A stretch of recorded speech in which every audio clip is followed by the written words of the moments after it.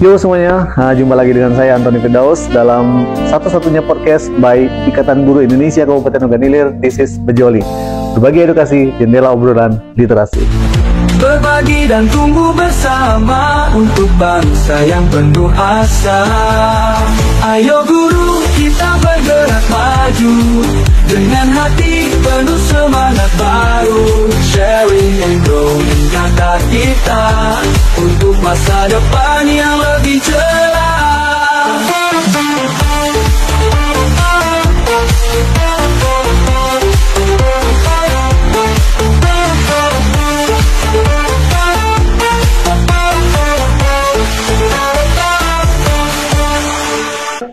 Ya guys semuanya, hari ini kita berjumpa di episode ketiga dan hari ini kita kedatangan tamu yang sangat luar biasa.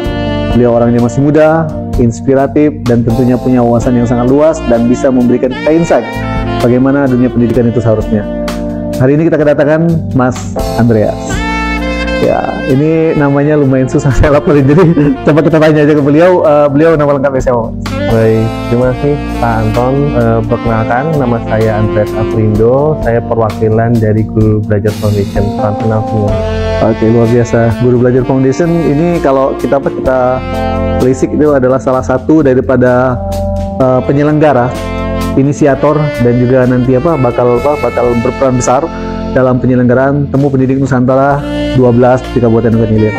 Dan beliau ini adalah bagian daripada Yayasan Guru Belajar Foundation tersebut. Mas, bicara sedikit soal pribadi Mas. Ini bisa ceritain sedikit nggak Mas? Latar belakangnya dari mana gitu, dan punya pengalaman apa aja di bidang pendidikan gitu? Iya, baik Pak Anton. Jadi saya Andreas. Saya dulunya berkuliah di Universitas Brawijaya Malang. Jadi saya Brawijaya? putra daerah asli dari Batu, Malang, Jawa Timur. Dan saya saat ini merantau bekerja di Guru Belajar Foundation sampai saat ini. Jadi alhamdulillah sudah banyak pengalaman di Guru Belajar Foundation, bertemu dengan berbagai guru dari berbagai daerah, banyak cerita praktik baik, tantangan yang setiap guru daerah itu alami. Ternyata berbeda-beda. Tapi hal itu tidak menyurutkan guru-guru di daerah itu untuk terus belajar, meningkatkan kompetensi mereka. Justru saya banyak menemui guru-guru daerah yang keluar dari zona nyamannya. Nah, itu keluar dari zona nyaman. Dan seperti beliau merantau dari tempat asalnya, menyebarkan kebaikan kemana-mana. Ya, karena kasih gitu kan adalah berkah bagi semuanya. Pendidikan itu juga berkah bagi semuanya.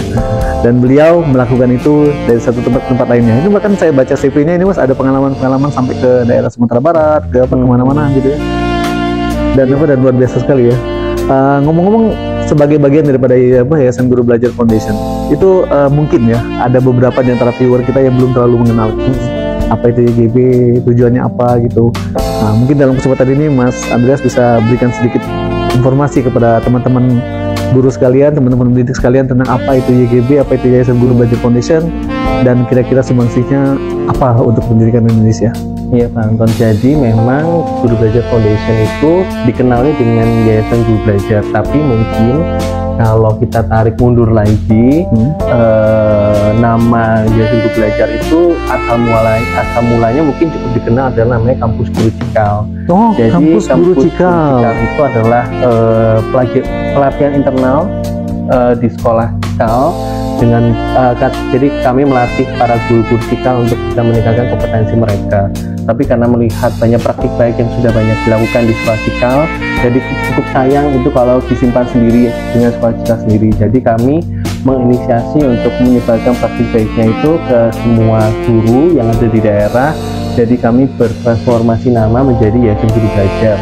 Dan di tahun lalu juga di 2024, alhamdulillah puji Tuhan, jadi ketua yayasan kami itu diundang oleh UNESCO ke Paris karena mendapatkan penghargaan, termasuk kami mewakili Indonesia di UNESCO for Hamdan Prize for Teacher Development. Jadi kami 10 besar di UNESCO, dan itu menjadi suatu kebanggaan bahwa melalui program yang nanti kita bicarakan itu ternyata berdampak banyak, dan itu bisa menjadi salah satu role model bagaimana kita bisa mempercepat kualitas pendidikan yang ada di Indonesia. This is UNESCO guys, ini apa, lembaga di bawah PBB. Jadi pengakuan ini sudah bukan pengakuan nasional lagi ya, tapi sudah pengakuan internasional. Jadi wajar ya kalau begitu Pak Andreas tadi bilang praktik baik itu jangan cuma terhenti di sekolah. Makanya di TPN 12 nanti kan itu ada kelas berbagi. Jangan lupa untuk gabung. Kenapa? Karena jangan biarkan praktik baik Anda hanya berhenti di sekolah Anda. Bagikan dan sebarkan. Insya Allah ada teman-teman nanti yang bisa tertarik untuk mengaplikasikannya sehingga ilmu itu bisa terus menjalar kemana-mana. Bicara soal apa? Soal Yayasan Guru Belajar Foundation dan keterlibatannya Mas dengan apa? Dengan Temu Pendidik Nusantara. Bagaimana hubungan keterkaitan antara apa? Antara dua hal ini, antara Yayasan Guru Belajar Foundation dengan Temu Pendidik Nusantara yang sebentar lagi itu akan kita adakan juga. Baik, jadi Temu Pendidik Nusantara ini adalah pencetusnya adalah sekolah cikal di 2014. Jadi Temu Pendidik Nusantara 2014 pertama kalinya hanya dihadiri sekitar 127 orang saja. 127 orang. Dan itu memang dari guru-guru yang belum sampai keluar Jawa, mungkin di daerah Jabodetabek. Tapi dari Temu Pendidik Nusantara di awal yang hanya 127 dan sekarang ada di TPN ke-12. Jadi kami sudah 12 tahun menyelenggarakan Temu Pendidik Nusantara ini. Ternyata banyak dampak yang dirasakan oleh para guru. Jadi di Temu Pendidik Nusantara itu ternyata guru bisa bertemu dengan guru lainnya. Ya. Artinya biasanya kita kenal itu guru belajar pada orang yang lebih tinggi, pendidikannya dengan profesor, dengan doktor. Nah ini belajarnya sama antar guru. Ternyata dengan belajar antar guru itu, guru bisa punya bekal tanda kutip yang mereka bisa bawa ke daerah maupun di kelasnya. Ternyata oh ada guru yang merasakan hal yang sama saya rasakan di kelas. Terus mereka saling berbagi cerita, terus akhirnya bisa saling sharing, menemukan masalah bersama, terus bisa menemukan solusinya bersama, akhirnya bisa memecahkan masalah yang ada di kelas mereka. Ya, beririsan sekali ya dengan cita-cita IGI yang sharing and growing together. Jadi masuk banget itu. Dan kalau kita lihat kan di Organilir ini udah tahun kedua Mas ya. Tahun pertama kita sudah pernah menyelenggarakan tahun lalu dan alhamdulillah sangat berhasil. Dan tahun ini kita dipercaya lagi. Menurut Mas Andreas ini, kira-kira di TPN kali ini apa yang perlu kita improve itu biar penyelenggaranya lebih bagus lagi, lebih meriah lagi, lebih hebat lagi. Jadi sebelumnya saya mengapresiasi Kabupaten Ogan Ilir di tahun kedua ini terpilih kembali mengadakan Temu Pendidik Nusantara ke-12. Jadi di tahun lalu Kabupaten Ogan Ilir itu dengan IGI Ogan Ilir mengadakan Temu Pendidik Nusantara ke-11. Jadi itu merupakan suatu apresiasi dari kami bahwa Ogan Ilir terpilih dari 45 daerah di Indonesia yang mengadakan Temu Pendidik Nusantara di Sumatera Selatan. Jadi satu-satunya. Untuk di Pulau Sumatera lain ada beberapa daerah, tapi lebih tepatnya di Sumatera Barat. Jadi kalau nggak salah 4 kalau betul. Jadi kalau terkait Temu Pendidik Nusantara di Ogan Ilir, kami lihat itu sudah banyak praktik baik ya yang sudah dilakukan guru-guru daerah, dan saya juga karena baru pertama kali ke Sumatera Selatan, terus melihat antusiasme para guru-guru di Ogan Ilir maupun terutama juga pemerintah daerahnya yang juga memperhatikan pendidikan. Jadi harapannya apa yang menjadi semangat di Ogan Ilir itu tidak hanya bisa terus dijaga, tapi harapannya juga bisa diteruskan menjadi inspirasi untuk kabupaten kota di Sumatera Selatan lainnya bisa mencontoh apa yang sudah dilakukan di Ogan Ilir. Iya, benar sekali. Bicara inspirasi nih Mas, sosok Mas Andreas ini kan masih muda gitu ya, bisa jadi inspirasi bagi guru-guru gitu kan. Kira-kira Mas ini banyak ini di antara rekan-rekan pendidik ini yang masih dalam tanda petik berada pada posisi nggak mau ribet gitu kan, menghindari acara, menghindari pelatihan segala macam. Sebagai orang yang sudah berpetualang ke sana sini dalam dunia pendidikan, ada nggak insight yang bisa Mas berikan supaya ada sedikit kesadaran untuk kita terus belajar ya? Kenapa? Karena yang namanya pendidik itu ya harus terus belajar, karena dia akan terus mengalirkan inspirasi kepada apa, kepada anak muridnya. Tanpa belajar ya akan terhenti di situ saja. Sebagai orang yang muda tapi bisa ke sana sini, bisa berbagi, bisa menyerap ilmu baru, ada nggak yang bisa Mas bagi untuk apa, untuk menyemangati kita yang apa yang ada di Bougainville terutama? Itu pertanyaan menarik dari Pak Anton. Jadi memang kalau ditarik mundur lagi, saya sebenarnya bukan background pendidikan, jadi memang saya belajar tentang terkait dunia pemerintahan, tapi ternyata berjalannya waktu saya menemukan diri saya di dunia pendidikan, dan itu memang cukup sulit ya buat saya untuk memahami kurikulum gitu, kemudian terkait RPP, kemudian dengan istilah-istilah pendidikan di awal saya yang berubah-ubah terus. Betul.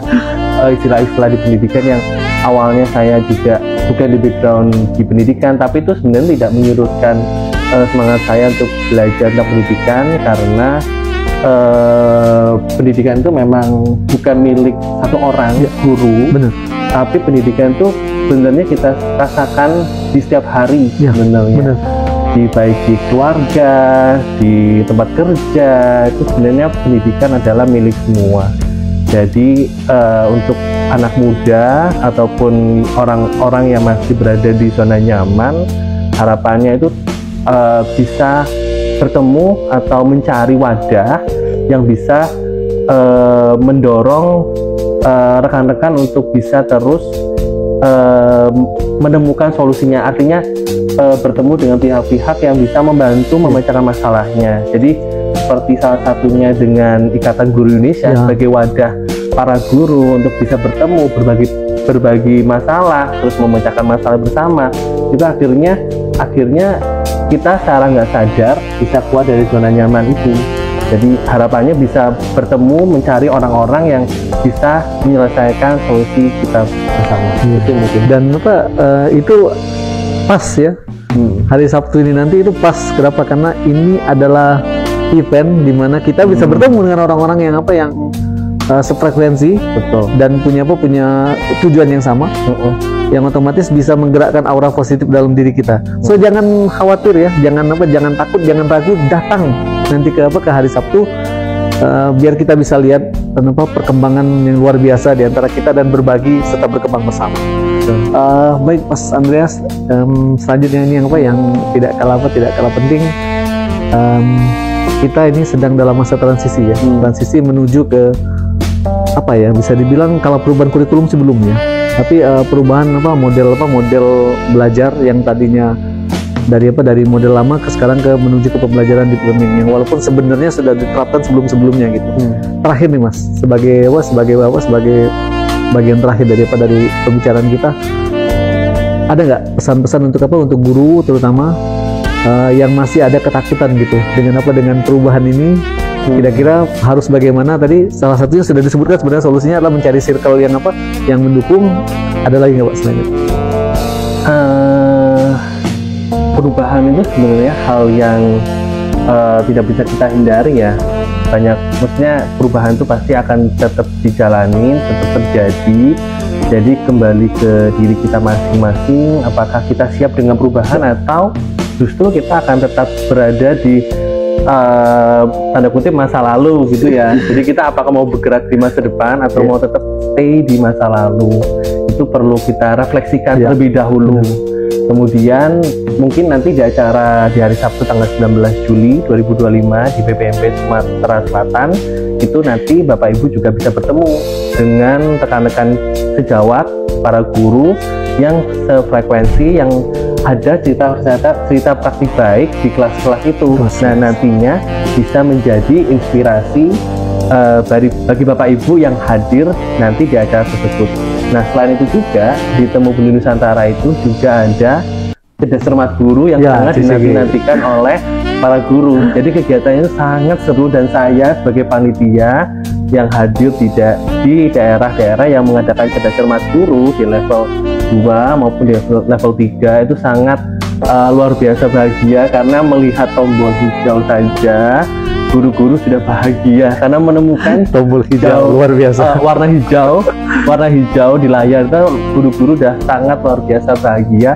Ternyata saya pemahaman kompetensi saya udah sampai sini Ya, nih, benar, gitu. Jadi saya mendorong terus para guru-guru di Ogan Ilir maupun di Sumatera Selatan maupun di daerah lain untuk yuk ikut di Temu Bumi Nusantara ini, karena banyak aktivitas dan faedahnya yang nanti akan Bapak Ibu terima di acara Temu Bumi Nusantara. Oke, setelah bicara panjang lebar tentang berbagai hal seputar dunia pendidikan dan pengalaman beliau, ada baiknya kita dengarkan closing statement dari beliau untuk podcast kita pada hari ini dan juga untuk kegiatan Temu Pendidik Nusantara 12 di Ogan Ilir tahun 2025. Silakan, Mas.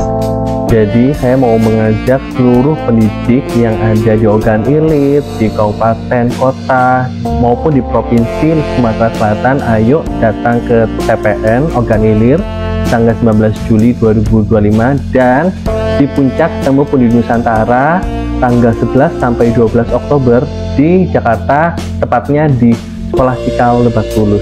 Kami tunggu ya. Terima kasih Mas Andreas atas waktunya dan sebagai seorang guru mewakili teman-teman di Ogan Ilir, kami mengucapkan terima kasih yang luar biasa kepada Mas Andreas dan juga tim dari Yayasan Guru Belajar Foundation. Semoga apa yang menjadi jerih payah kita ini dicatat sebagai amal yang nanti akan terus tumbuh. Karena yang tadi pendidikan itu adalah salah satu bukti daripada kasih Tuhan, dan kasih itu tidak mengenal batas dan dia akan tersebar kemana-mana. Maka teman-teman sekalian, pendidik-pendidik hebat, pesan terakhir dari kami, jangan lupa untuk datang hari Sabtu, dan buat yang tahun ini belum bergabung, tahun depan jangan lupa ikut. Kenapa? Karena Temu Pendidik Nusantara adalah ajang yang akan memberikan kita dampak positif yang luar biasa.